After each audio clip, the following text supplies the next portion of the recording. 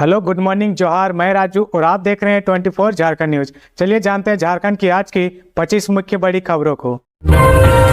भगवान बिरसा मुंडा के जन्मदिन पर उलिहातू आएंगे पीएम नरेंद्र मोदी। धरती आबा को नमन कर योजनाओं को देंगे सौगात। प्रधानमंत्री नरेंद्र मोदी भगवान बिरसा मुंडा के जन्मदिन के मौके पर 15 नवंबर को उन्हें नमन करने उनकी जन्मस्थली खूंटी के उलिहातू गांव आएंगे। हालांकि उनके आगमन संबंधी कार्यक्रमों की अभी तक आधिकारिक पुष्टि नहीं हुई है। प्रधानमंत्री यह दौरा आने वाले चुनावों के लिए बेहद महत्वपूर्ण माना जा रहा है। जानकारी के मुताबिक प्रधानमंत्री नरेंद्र मोदी इस मौके पर जनजातीय समुदाय के लिए कई योजनाओं की भी शुरू करने की घोषणा कर सकते हैं। उल्लेखनीय है कि पिछले वर्ष राष्ट्रपति द्रौपदी मुर्मू ने 15 नवंबर को उलिहातू का दौरा किया था। उन्होंने भगवान बिरसा मुंडा के वंशजों से मुलाकात की थी और उन्हें उपहार दिए थे। प्रधानमंत्री नरेंद्र मोदी अक्सर अपने संबोधन में भगवान बिरसा मुंडा का जिक्र करना नहीं भूलते। पिछले 2 वर्षों से पूरा देश बिरसा मुंडा की जयंती को जनजातीय गौरव दिवस के रूप में मनाता है। 15 नवंबर को झारखंड का स्थापना दिवस भी है। राज्य स्तर पर इसे धूमधाम से मनाने की तैयारियां की गई है। 11वीं जेपीएससी की परीक्षा नियमावली के पेंच में फंसा जेपीएससी छात्रों का भविष्य, क्या सुलझा पाएगी हेमंत सरकार। 10वीं जेपीएससी परीक्षा हुए लगभग 1.5 साल हो चुके हैं, लेकिन अब तक 11वीं जेपीएससी के लिए विज्ञापन नहीं निकला है। इसे लेकर छात्रों में नाराजगी है। मंत्री मिथिलेश ठाकुर का कहना है कि सरकार बहुत जल्द विज्ञापन निकालेगी। जेपीएससी सिविल सेवा परीक्षा एक पहेली बनकर रह गई है। परीक्षा से पहले और परीक्षा के बाद विवादों में घिरने की वजह से यहाँ के छात्र प्रभावित होते रहे हैं। इन विवादों के पीछे सबसे प्रमुख कारण झारखंड गठन के बाद से अब तक जेपीएससी नियुक्ति नियमावली का नहीं बनना। यही वजह है कि जो भी सिविल सेवा परीक्षा आयोजित की गई है वह सभी की सभी विवादों में रह गई और न्यायालय तक मामला पहुंचता रहा। एक बार फिर जेपीएससी नियमावली को लेकर उठे विवाद की वजह से 11वीं सिविल सेवा परीक्षा का विज्ञापन नहीं निकल पा रहा है। 6ठी से 10वीं सिविल सेवा परीक्षा आयोजित हुए करीब 1.5 साल हो चुके हैं और छात्र इस इंतजार में है कि अब 11वीं सिविल सेवा परीक्षा का विज्ञापन आएगा। इस आस में विद्यार्थी रात दिन मेहनत करने में जुटे हैं, मगर नियमावली को लेकर फंसा पेंच अब तक नहीं सुलझा है। इधर सिविल सेवा परीक्षा की तैयारी कर रहे छात्रों का मानना है कि सरकार के द्वारा नियमावली नहीं बनाए जाने की वजह से विद्यार्थी को 2 तरफा क्षति उठानी पड़ रही है। एक तरफ उम्र सीमा समाप्त होती जा रही है, वहीं दूसरी ओर सरकारी नौकरी का अवसर उन्हें नहीं मिल रहा है। हजारीबाग बार एसोसिएशन वोटिंग के दौरान आपस में भिड़े वकील, जमकर हुई हाथापाई। हजारीबाग बार एसोसिएशन का चुनाव गहमा गहमी के बीच संपन्न हो गया। बुधवार शाम मतगणना शुरू होने के बाद अध्यक्ष पद के दावेदार और उनके समर्थक भारी संख्या में जमा हो गए। रात्रि अध्यक्ष पद का दोबारा राजकुमार राजू के जीत की घोषणा के साथ मतगणना स्थल पर तब तनाव पैदा हो गया जब राजू की जीत पर समर्थकों ने जमकर नारेबाजी शुरू कर दी। इस दौरान उनके वकील भांजे मनीष ने दूसरे वकील विवेक वाल्मीकि का झगड़ा हो गया। दोनों के बीच मारपीट शुरू हो गई। फिर तो मानो बार एसोसिएशन अखाड़ा बन गया। दोनों पक्षों के वकील आपस में भिड़ गए। उनके बीच मारपीट होने लगी। एक दूसरे पर कुर्सियां फेंकी गई। जो हाथ आया वो उठाकर मार दिया गया। मौके पर मौजूद पुलिस कर्मियों को भी लड़ झगड़ रहे वकीलों को अलग अलग करने में चोटें आई हैं। सूचना मिलने पर बड़ी संख्या में पुलिस अधिकारी और पुलिस बल पहुंचा। मतगणना रोक दी गई। अब अगले आदेश के बाद इसे फिर से शुरू करने की बात कही जा रही है। बताया जा रहा है कि विवाद बहुत मामूली अंतर से राजकुमार राजू को जीत की घोषणा के बाद से शुरू हुआ था। अध्यक्ष पद के दावेदार राजकुमार राजू की 387 वोट मिले और उनके प्रतिद्वंदी जवाहर प्रसाद को 374 वोट मिले। उपाध्यक्ष सचिव और अन्य पदों के लिए वोटिंग चल रही थी। उपाध्यक्ष सचिव और अन्य पदों के लिए वोटिंग चल ही रही थी कि इस विवाद के बाद मचे घमासान के बाद वोटिंग रोक दी गई। इसमें दोनों पक्ष के कई अधिवक्ता पीटे गए हैं। घटना के बाद झारखंड स्टेट बार काउंसिल के सदस्य मनोज कुमार ने काउंसिल को पत्र लिखकर अध्यक्ष से मामले में संज्ञान लेकर जांच और कार्रवाई करने का आग्रह किया है। उन्होंने पत्र में लिखा कि जिले के वकीलों का आचरण बिगड़ता जा रहा है, जिससे पैसे को नुकसान पहुंच रहा है। वहीं जवाब में काउंसिल के अध्यक्ष राजेंद्र कृष्णा ने कहा कि उन्होंने घटना पर संज्ञान लिया और चुनाव के ऑब्जर्वर से घटना पर विस्तृत रिपोर्ट और सीसीटीवी फुटेज मांगे हैं। साथ ही घटना में शामिल सभी वकीलों के नाम भी मांगे गए हैं, जिसके बाद उन पर कार्रवाई की जा सके। 4 दिनों से लापता बच्चे का शव पड़ोसी के सेप्टिक टैंक से बरामद, हत्या की आशंका। इटखोरी प्रखंड के नवादा पंचायत के कोयंडा गांव में एक 6 साल के बच्चे का शव बरामद हुआ है। बच्चा उसी गांव के रहने वाले रामवृत साव का बेटा अमन कुमार था। पुलिस ने अमन का शव 25 अक्टूबर की दोपहर करीब 3 बजे पड़ोसी के सेप्टिक टंकी से बरामद किया है। वह नर्सरी का छात्र था। परिवार के सदस्यों ने हत्या का आरोप लगाया है। बता दें कि अमन 21 अक्टूबर से लापता था। मामले में पुलिस ने बच्चे के रिश्तेदार अनुसार गोतिया भोला साव को पूछताछ के लिए हिरासत में लिया है। बच्चे के पिता रामब्रिज साव ने कहा कि मेरा बेटा 21 अक्टूबर को झारखंड स्कूल से पढ़कर 12 बजे घर आया था। स्कूल का बैग रखकर वह घर से निकला, उसके बाद लौट कर नहीं आया। घटना को लेकर बच्चे की मां पूनम देवी ने थाना में सनहा दर्ज कराया। उसने कहा कि मेरे बेटे की हत्या की गई है। उसने अपने गोतिया पर हत्या का आरोप लगाया है। फिलहाल पुलिस ने शव को बरामद कर पोस्टमार्टम के लिए भेज दिया है और मामले की जांच में जुट गई है। उड़ीसा के राज्यपाल के रूप में 31 अक्टूबर को शपथ लेंगे रघुवर दास। दिल्ली में पीएम मोदी अमित शाह से भी करेंगे मुलाकात। भारतीय जनता पार्टी बीजेपी के राष्ट्रीय उपाध्यक्ष पूर्व मुख्यमंत्री रघुवर दास 31 अक्टूबर को उड़ीसा के 26वें राज्यपाल के रूप में शपथ लेंगे। उड़ीसा के मुख्य न्यायाधीश भुवनेश्वर स्थित राजभवन में रघुवर दास को पद एवं गोपनीयता की शपथ दिलाएंगे। श्री दास 30 अक्टूबर को सोनारी हवाई अड्डा से भुवनेश्वर के लिए उड़ान भरेंगे।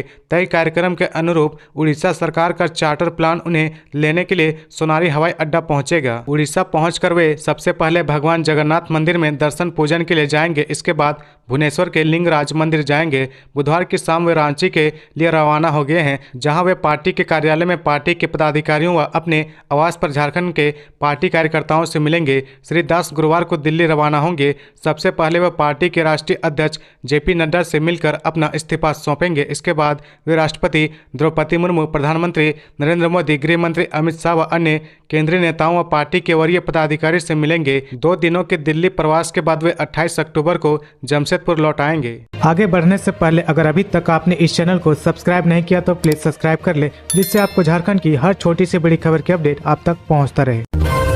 बढ़ रही है ठंडक, निकलने लगे गर्म कपड़े। झारखंड के कई हिस्सों में हल्की बारिश की संभावना। झारखंड में अब ठंड बढ़ने लगी है। दुर्गा पूजा के दौरान ही लोगों ने अपने गर्म कपड़े निकालने शुरू कर दिए हैं। शाम होते होते ही राज्य के कई हिस्सों में पारा गिर जाता है। ठंडी हवाएं लोगों को गर्म कपड़े निकालने पर मजबूर कर रही है। आज मौसम विभाग ने आसमान साफ रहने और हल्के कोहरे होने की संभावना जाहिर की है। मौसम विभाग ने इसी तरह का मौसम 25 अक्टूबर से लेकर 30 अक्टूबर तक रहने का अनुमान लगाया गया है। कई इलाकों में सुबह कोहरा नजर आएगा, लेकिन आसमान मुख्यतः साफ रहने का अनुमान है। पिछले 24 घंटे में सबसे ज्यादा तापमान डाल्टनगंज का रहा, जहां तापमान 31.7 डिग्री सेल्सियस दर्ज किया गया। वहीं सबसे कम तापमान कांके में दर्ज किया गया, जो 16.8 डिग्री सेल्सियस रहा। मौसम विभाग ने कहा कि अब सुबह कोहरा और धुंध होगा। 30 अक्टूबर तक मौसम में ठंडक धीरे धीरे बढ़ेगी और तापमान गिरेगा।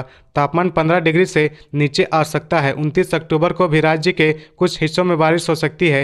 हालांकि मौसम विभाग ने इसे लेकर किसी तरह का अलर्ट जारी नहीं किया है। सीएम हेमंत सोरेन ने कहा, देश का पहला एशियन महिला हॉकी चैंपियनशिप के आयोजन से झारखंड गौरवान्वित है। झारखंड में 27 अक्टूबर से 5 नवंबर तक एशिया महिला हॉकी चैंपियनशिप का आयोजन किया जा रहा है। इसे लेकर सीएम हेमंत सोरेन ने कहा कि ये झारखंड के लिए गर्व की बात है। भारत में पहली बार एशियन महिला हॉकी चैंपियनशिप आयोजित किया जा रहा है। पहली बार आयोजित होने वाले इस बड़े टूर्नामेंट की जिम्मेदारी झारखंड को दी गई है। इसे यादगार बनाने के लिए झारखंड सरकार हर कोशिश कर रही है। 27 अक्टूबर से 5 नवंबर तक मोहराबादी स्थित अंतर्राष्ट्रीय एस्ट्रोटर्फ हॉकी स्टेडियम में होने वाले इस चैंपियनशिप को लेकर तैयारियां पूरी कर ली गई है। मुख्यमंत्री हेमंत सोरेन ने उम्मीद जताते हुए कहा कि इस खेल के आयोजन से झारखंड में और खेल को बढ़ावा मिलेगा और खिलाड़ी प्रोत्साहित होंगे। मीडिया कर्मियों से बातचीत के दरमियान मुख्यमंत्री हेमंत सोरेन ने कहा कि आमतौर पर इस तरह के खेल के आयोजन में 1000 रुपए तक की टिकट की व्यवस्था होती है, जिस दौरान इसमें कालाबाजारी भी होती रहती है, मगर झारखंड में यह बिल्कुल निःशुल्क होगा। सीएम ने कहा कि इस चैंपियनशिप में भाग लेने के लिए देश विदेश की सभी टीम रांची पहुंच रही है। उनका भव्य स्वागत किया जा रहा है। देश में यह अलग तरह का आयोजन है, जिसे करने का झारखंड को गौरव हासिल हुआ है। उन्होंने कहा कि झारखंड पहले से ही खेल में आगे रहा है, मगर इस तरह के आयोजन से उन्हें उम्मीद है कि यहाँ खेल को और बढ़ावा मिलेगा और खिलाड़ी प्रोत्साहित होंगे। 27 अक्टूबर से 5 नवंबर तक रांची में होने वाले पहले एशियन महिला चैंपियनशिप में भाग लेने वाली भारत सहित विभिन्न देशों की टीम बुधवार को मोहराबादी स्थित अंतर्राष्ट्रीय एस्ट्रोटर्फ हॉकी स्टेडियम में प्रैक्टिस करती है।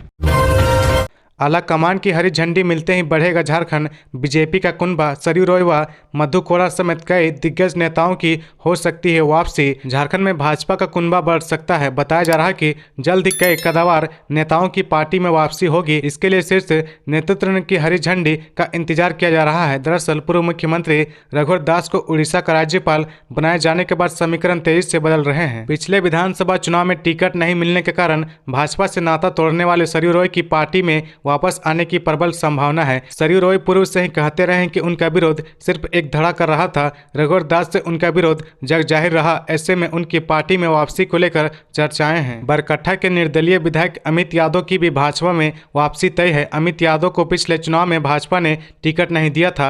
हालांकि अमित यादव हर मौके पर भाजपा का साथ देते रहे हैं। राज्यसभा चुनाव में भी उन्होंने भाजपा के पक्ष में मतदान किया था। सरयू रॉय और अमित यादव अगर भाजपा में वापस आ गए तो विधानसभा में भाजपा विधायकों की संख्या बढ़ जाएगी। भाजपा के विधायकों की संख्या 27 हो जाएगी। आगामी चुनाव में भी ऐसे दिग्गज नेताओं की वापसी का भाजपा को लाभ मिलेगा जो रघुवर दास से अदावत के कारण पार्टी से दूर थे। ईचागढ़ के पूर्व विधायक अरविंद सिंह उर्फ मलखान सिंह की भी वापसी हो सकती है। जानकारी के अनुसार ऐसे प्रमुख नेताओं की सूची भाजपा आलाकमान को भेजी गई है जो पार्टी में वापस करना चाहते हैं। रिपोर्ट दी गई है कि इनके लौटने से भाजपा को फायदा होगा। शीर्ष नेतृत्व के निर्णय के बाद पार्टी अगला कदम उठाएगी। पूर्व मुख्यमंत्री मधु कोड़ा की भी भाजपा में वापसी की अटकलें अब तेज हो गई है।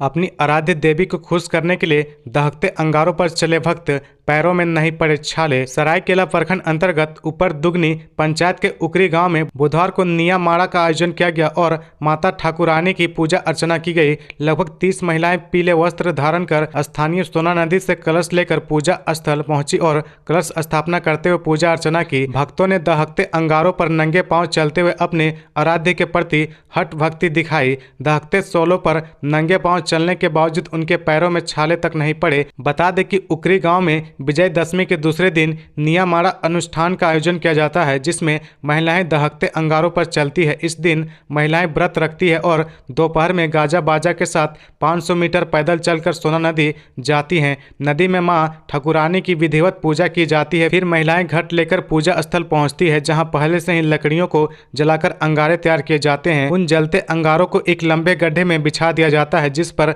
व्रती नंगे पांव चलती है। तो ये थी आज की झारखंड की टॉप बड़ी खबरें। इसी तरह झारखंड की हर छोटी सी बड़ी खबर देखने के लिए आप हमारे चैनल 24 झारखंड न्यूज को सब्सक्राइब करके बेल आइकन प्रेस कर ले, जिससे आपको झारखंड की हर छोटी सी बड़ी खबर की अपडेट आप तक पहुंचता रहे। तो आज के लिए बस इतना ही। हमें दीजिए इजाजत, फिर मिलते हैं नेक्स्ट न्यूज में।